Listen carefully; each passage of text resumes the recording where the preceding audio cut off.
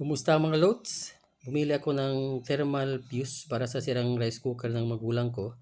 Susubukan kong ayusin the do-it-yourself or the DIY way. Ito yung sirang thermal fuse na busted na mga loads. Tinanggal ko sa rice cooker sa loob. At bumili ako ng bago sa halagang 45 pesos lang mga loads. Mura na. Kaysa bibili tayo ng bagong rice cooker.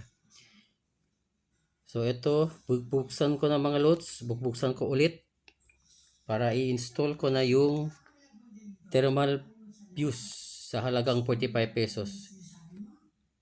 The do-it-yourself way mga loads.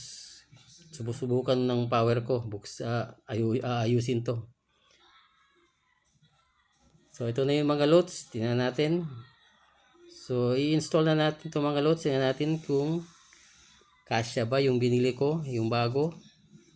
Dahil kailangan ko susukatin yung, ito yung bago mga loads.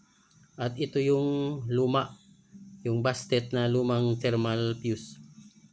So kailangan kong sukatin yung terminal to terminal kung aabot ba siya. Ito yung lumang thermal fuse. Ayan, saktong-sakto dahil original yan mga loads. Pero busted na siya. Ito naman yung bago. So kailangan mga loads, check natin yung rating ng ilang ampere yung rating ng thermal fuse. So kung 10 ampere siya, ito 10 ampere to yung tinanggal ko. So dapat 10 ampere din ang ibalik natin. Kailangan the same rating mga loads para safe tayo. So nilagyan ko mga loads ng shrinkable tube para protected yung thermal fuse natin. Ang ginawa ko ay iinitin ko ito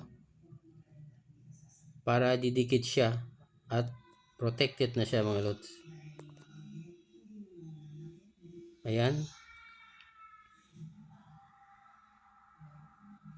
Ayan na siya mga loads. Tingnan natin kung gagana yan mga mamaya-maya pag na-install na natin. Ayan, iinitin lang natin yung terminal tube at didikit na yan siya. So protected na siya mga loads. So after that, i-install na natin. Install ko na mga loads.